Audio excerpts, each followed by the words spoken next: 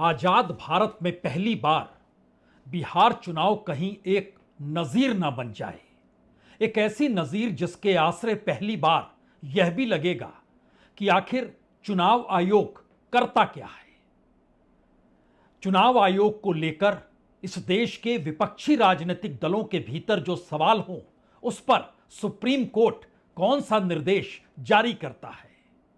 और इन दो परिस्थितियों के बीच वोटर यानी इस देश का पहली बार सुप्रीम कोर्ट ऐसा कदम उठाने जा रहा है। दोस्तों, जो कदम सुप्रीम कोर्ट उठाने जा रहा है उस कदम से कहीं ना कहीं भारतीय जनता पार्टी के मोदी जी के पसीने पूरी तरह से छूटे हुए हैं। चुनाव आयोग किस तरह से चुनाव के अंदर पूरी तरह से खेल करता है, वो सारा सिस्टम बेनकाब हो चुका है। हमारे साथ वरिष्ठ पत्रकार मौजूद है पुण्य पराग सिंह वाजपेयी, आप इस रिपोर्ट को देखिए। दोस्तों नमस्कार।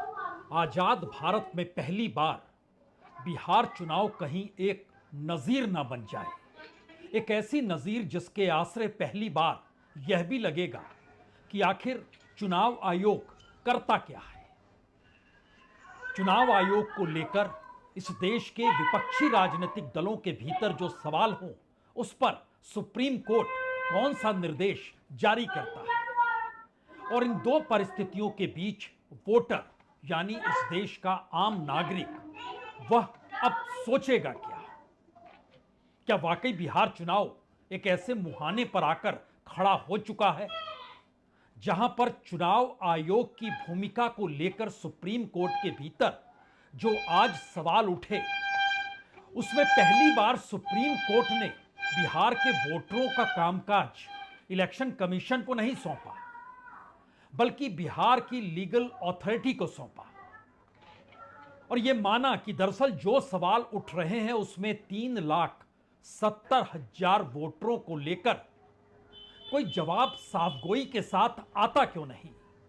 टेक्नोलॉजी इतनी बढ़ चुकी है, दस्तावेजों के आसरे हर चीज टटोल लिया गया है, पुख्ता तौर पे मुहर भी लगा दी गई है, लेकिन बावजूद इसके यह कैसे संभव है कि 3,70,000 वोटरों में से कोई भी शख्स 3,70,000 वोटर्स में से और इलेक्शन कमीशन इस दौर में हड़बड़ाहट के साथ ये बतला दे कि देखिए एक भी अपील नहीं हुई।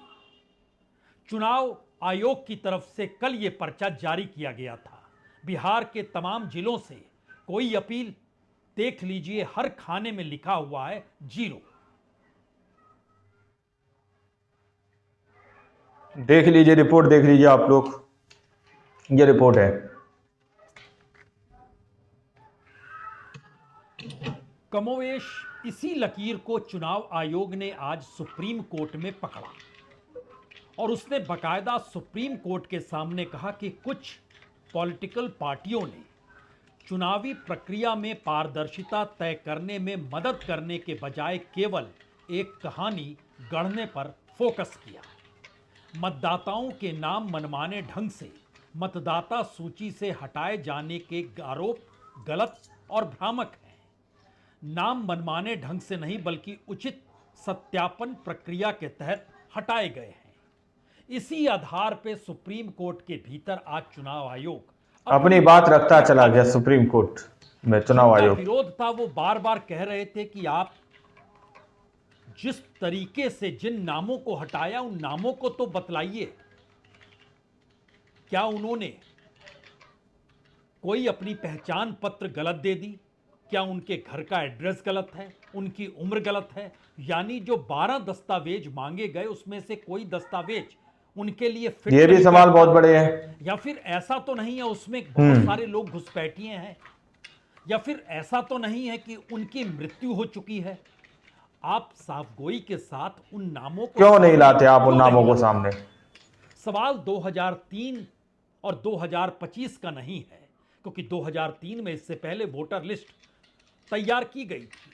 सवाल यह है कि एक बरस पहले ही जिन लोगों ने वोट डाले उनके वोटर लिस्ट में नाम है और इस बार उनमें से 3,70,000 जिसको लेकर चुनाव आयोग को कटघरे में खड़ा किया गया है, उनके नाम नहीं है।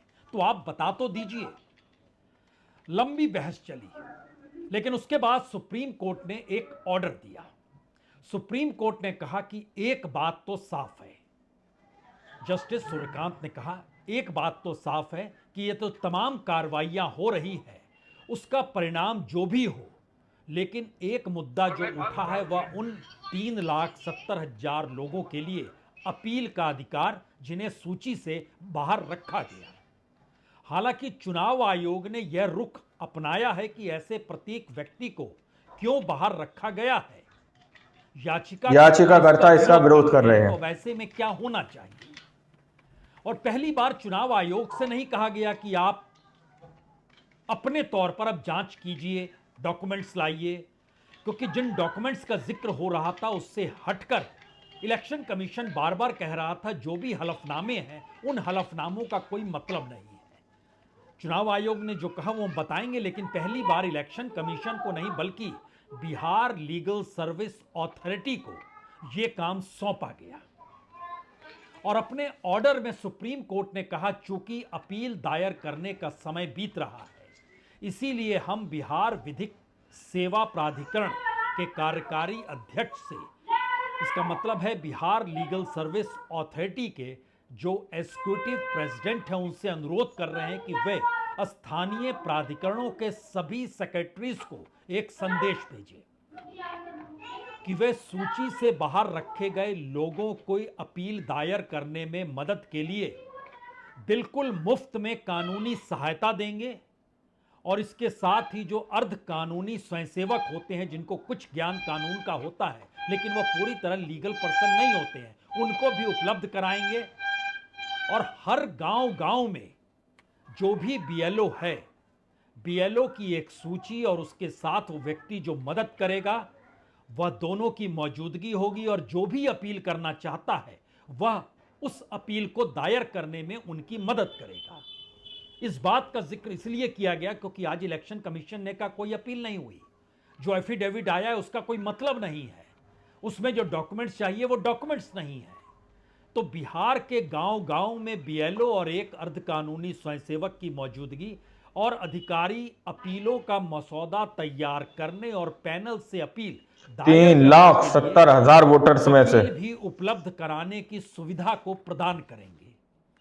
यानी जो काम इलेक्शन कमीशन का होना चाहिए, या इलेक्शन कमीशन इस देश के भीतर चुनाव के आसरे ही लोकतंत्र को जिंदा रखता है, लेकिन पहली बार सुप्रीम कोर्ट ने कहा नहीं, अब बिहार लीगल सर्विस अथॉरिटी इसको अपने हाथ में ले और सभी जानकारी को एकत्र करे। देख लीजिए रिपोर्ट, देख लीजिए आप लोग, अदालत को ये रिपोर्ट तमाम है, स्थितियों की रिपोर्ट दे और इस समय सीमा के भीतर अपील पर निर्णय लेने के प्रश्न पर जो करना होगा वो हम अगली सुनवाई में करेंगे, उसी वक्त तारीखों पर विचार करेंगे। लेकिन एक बात बहुत साफ है कि बिहार लीगल सर्विस अथॉरिटी को दिए गए यह निर्देश जो भी उस वक्त वहां पर परिवर्तन सहित जो भी मौजूद होगा ये सभी पर लागू होगा, और जिन्हें मसौदा मतदाता सूची से बाहर रखा गया है उन सभी को इसमें शामिल किया जाएगा।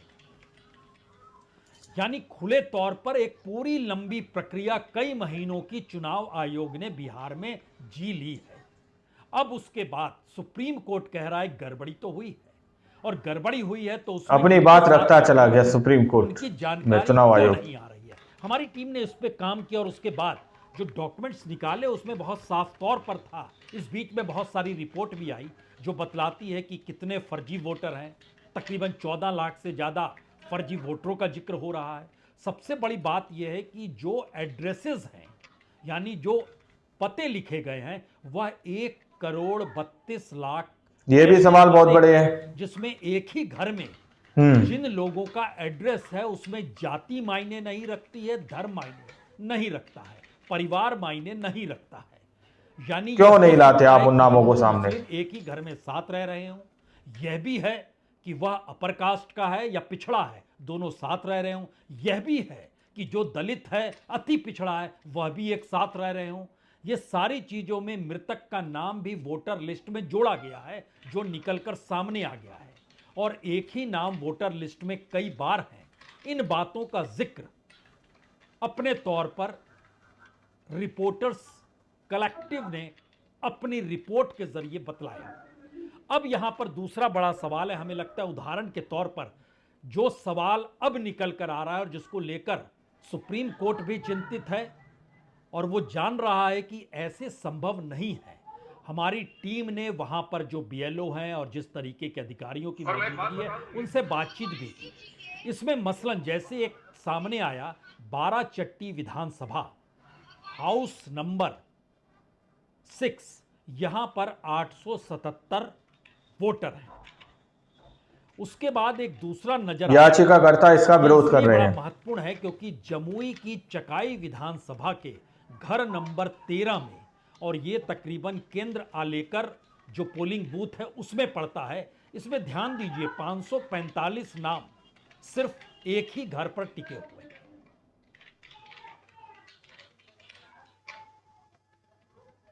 दोस्तों, आप लोगों ने इस वीडियो को शुरू से आखिर तक देखा। वीडियो के अंदर साफ तौर पर बात की गई है कि किस तरह से पहली बार सुप्रीम कोर्ट एक ऐसा कदम उठाने जा रहा है जिसने पूरी तरह से राजनीतिक समीकरण को बदल कर रख दिया है। एक ऐसा ऐलान, ऐसा आदेश सुप्रीम कोर्ट की तरफ से जारी किया जा रहा है। हाल ही में आप लोगों को पता है कि बिहार के अंदर एसआईआर हुआ कि किस तरह से लाखों वोटों को काट दिया गया। अब यहां पर चुनाव आयोग को लेकर सुप्रीम कोर्ट ने कहा है कि जिन लोगों के तुमने वोट काटे हैं, क्या उनमें से किसी का भी आपके पास कोई जो है एप्लीकेशन आई हो, या जिनके आपने नहीं काटे उनका एप्लीकेशन आई हो कि भी हमारे वोट काट दो, हम दूसरी जगह शिफ्ट हो गए, या दूसरी जगह वो लोग शिफ्ट हो चुके हो, ऐसी कोई खबर, या फिर भारतीय जनता पार्टी, गृह मंत्री अमित शाह, मोदी जी जिस तरह से ये कहते हैं कि भाई बिहार के अंदर घुसपैठी है इसलिए एसआईआर कराया जा रहा है, तो अब यह भी सवाल उठ रहा है क्या एसआईआर में किसी भी तरह से चुनाव आयोग ने इस बात को स्पष्ट किया कि बिहार के अंदर एक आध घुसपैठिया मिला? तो ये जनता पूछ रही है। अब आप लोगों ने इस रिपोर्ट को देखा, सुना, आप लोग इस रिपोर्ट के बारे में क्या सोचते हैं, क्या समझते हैं? अपनी राय कमेंट सेक्शन में जरूर दीजिएगा। मिलते अगली वीडियो में, जब तक के लिए जय हिंद, जय भारत।